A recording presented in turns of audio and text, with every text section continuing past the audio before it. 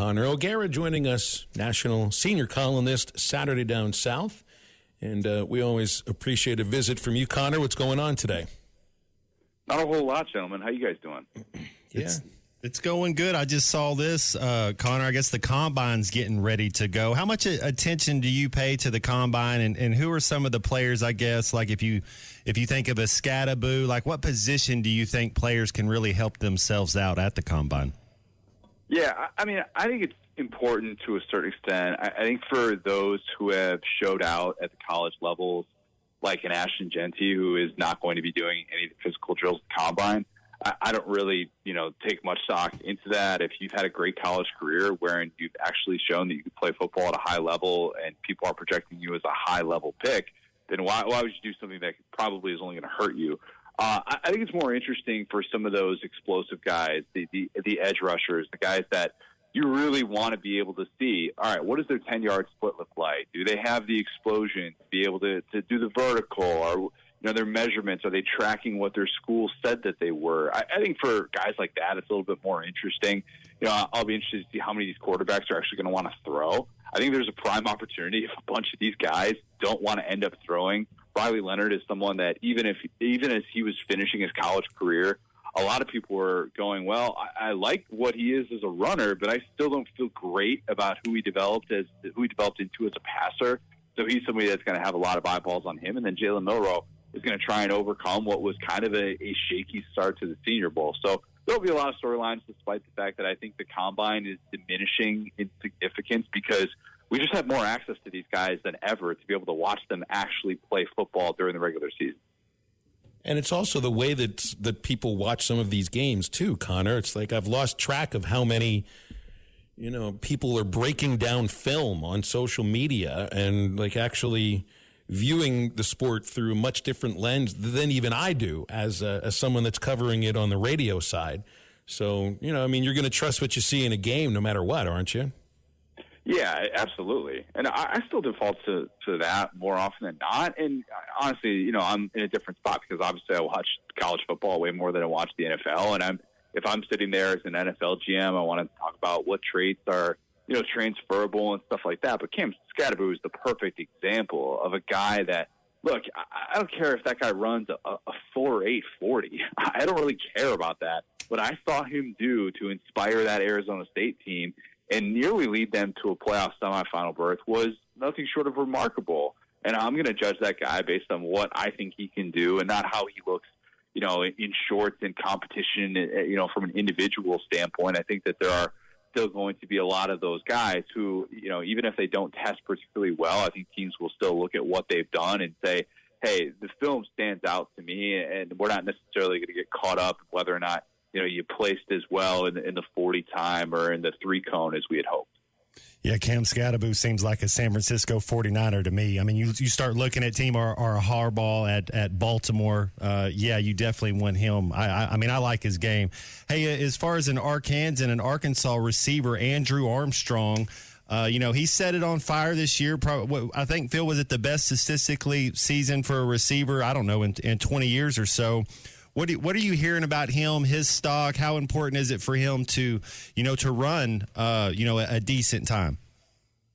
I think it is important. And I think it's, probably going to be more important for those mid-round projected type guys. But he was so good with the contested catches. And I think people kind of lost, perspective of the type of year that he had. And some of that is because, all right, if you're not competing for a playoff berth in this day and age, you're not necessarily getting the big national broadcast and whatnot. But, I thought it was a bit of a joke with the end of season awards with him. And I don't know how much that matters with NFL draft stock and if he's going to show up to the Combine being one of these chip on the shoulder type of guys. But you led the SEC in receiving. You were doing something right. And I know, all right, you only had one receiving touchdown.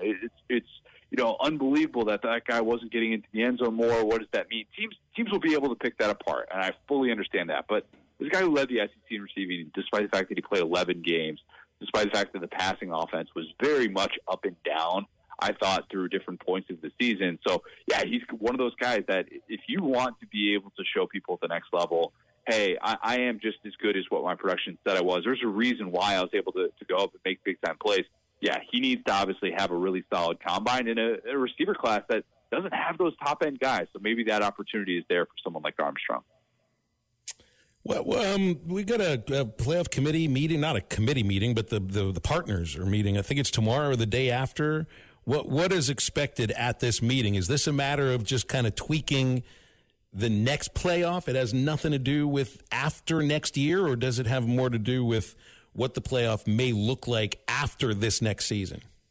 I think all those are going to be on the table, and I think the big thing that the Big Ten and SEC have brought to the forefront with their meetings that they had in New Orleans was the need to change the seeding process and to not necessarily have the 4 highest-ranked conference champs be the teams that get these first-round byes.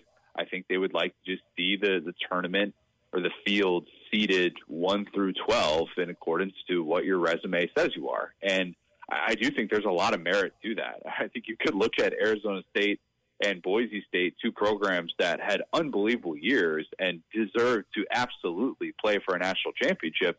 I think you could still look at what they did and say, all right, did we really think that the teams that lost in the Big Ten and SEC championships deserved to be punished as a result of that? And even though they ended up having, I thought Penn State had a better regular season than Arizona State. I thought Texas, same thing. And I didn't necessarily think that felt particularly fair. And I think that's what the Big Ten and SEC are arguing. And I get why other conferences are going to want to continue to push back on that.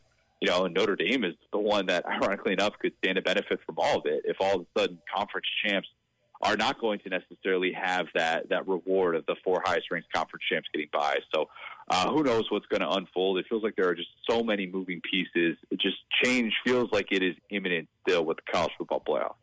I know the SEC and Big Ten had meetings last week, and I think all they did was agree to keep talking. It was more than anything. I don't think there were any hard decisions made, but I'm also reading where there may be a little bit more, I don't know if momentum is the right word, but that there are more open ears in the SEC to potentially adding a 9th league game. I understand that they're going to view that at the same idea as more money from ESPN. So I know these two things have to go together, but are you hearing that there's a little bit more movement towards a 9th game in the SEC? Yeah, I think so. And to be clear, the SEC has always based its conference schedule in accordance to the playoff and the postseason. Yeah. And so that is that is going to always be the primary focus. Now, what I think we tend to forget, and I'm guilty of this as well, is that it's not just that. The 2 things that we're always going to have to line up for the SEC to move from an 8-game conference schedule to a 9-game conference schedule is that it was going to have to be acknowledged by the whatever playoff process was in place. And Greg Sankey has talked about that. If you've seen some of the reporting, I believe Ross Ellinger reported on how Sankey wanted to, speak with the selection committee and ask how is that going to be valued if we go from this 8-game conference schedule to a 9-game conference schedule with all these different metrics, including the ones by Bill Connolly, the SP Plus that is saying, hey, SEC strength of schedule is still legit, even in a down year for the SEC. Is that going to be rewarded? And then the other piece of this, are these schools going to get more money? Because there are a lot of schools, Arkansas being one of them, who would like to be compensated for this and would like to have a little bit more money in the pocket to know that, all right, you're putting yourself in a much more vulnerable spot, and you could be missing out on a bowl game a bowl game check if you're going to move forward with the 9-game conference schedule, and are you going to be rewarded for that? So I think those are the 2 things to remember, and I do think that we will get to that place, but it just might have to wait until the playoff officially changes in 2026. Last thing, and I'd seen, Nebraska, USC, Texas aren't playing spring games this next spring. We haven't heard anything about Arkansas, but it seems there's a movement towards doing away with spring games, not spring practice, but generally maybe a little bit more in terms of like an OTA. And Matt's talked about how the spring game is really just for fans. The practices are the thing that matters most. If people aren't necessarily lining up to go watch the spring game and fill the stadiums like they might have 20, 25 years ago, why save these things? What's the important aspect of them? I think it's a case-by-case basis. I think there are still benefits to having spring games. Okay, so I fully understand where all these coaches are coming from. Mizzou announced today they're not going to be having a spring game for the next 2 years. And I get it. If the optics aren't particularly good, well, why have it? Why do you want a TV crew in there, in a half-empty stadium? Maybe if you're of the belief that Matt Rule is that teams are going to watch this spring game and then poach your players in the post-spring window, if you're of that belief, all right, fine. I get it. But we've seen spring games have positives to it. If you can fill a stadium and all of a sudden you look like the it team a la Colorado 2 years ago, or what if you have the branding opportunity that a program like Ole Miss had last year, like a Joey Chestnut in there. You've got A.J. Brown who's evaluating a slam dunk contest, and you get to show to the world, we're a fun program, and this is why you should come here. I do think there are benefits to that, and also the developmental benefits. If you're having a quarterback battle, it's still kind of important to see what it looks like. How do you play when there's actually fans in attendance, when we're playing in a stadium instead of on our practice field? I think there are benefits from that standpoint as well, that I just don't think we should sweep with too broad of a brush when it comes to canceling these spring games. I'd be fine with changing over to an NFL OTAs type of calendar, but I don't think we necessarily need to assume that just because these specific schools canceled spring games that everybody needs to do away with them. Hey, I was looking a little bit at some of the other quarterbacks, Connor, and it seems like Cam Ward and Shedeur Sanders are 1 and 2. Who else would round out your top 5? Is that Kyle McCord kid at Syracuse? Do you like him? You like the kid at Memphis? Who else do you have other than Cam Ward and Shedeur Sanders?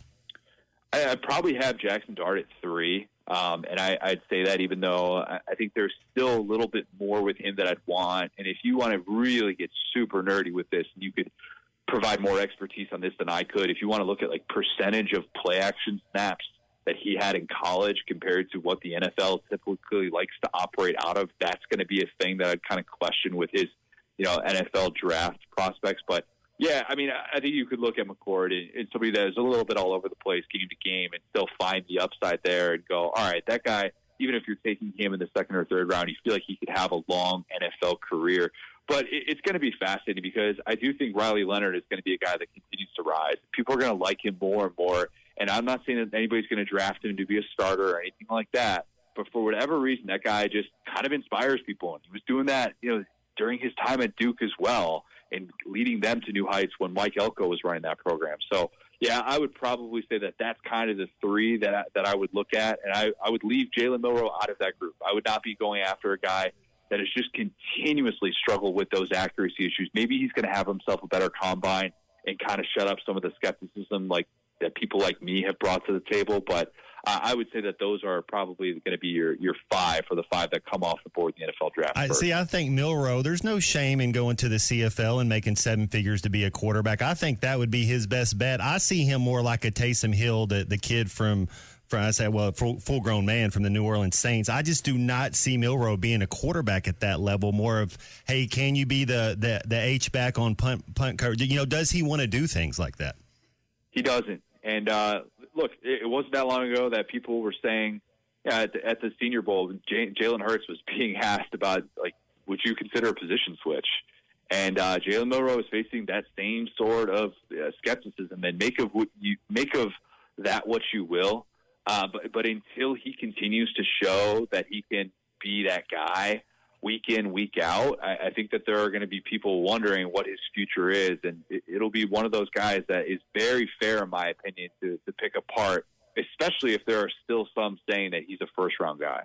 BetOnline is the world's most trusted betting platform and your number one source for online betting in 2025. Whether you're a seasoned fan or a first-time bettor, BetOnline is your ultimate game day companion. With the largest selection of odds on everything from NBA and college basketball to the NHL and UFC, BetOnline continues to be your number one sports betting source. From every three-pointer to hat trick, BetOnline has you covered with odds, stats, and more for every game, every play, and every win. BetOnline, the game starts here.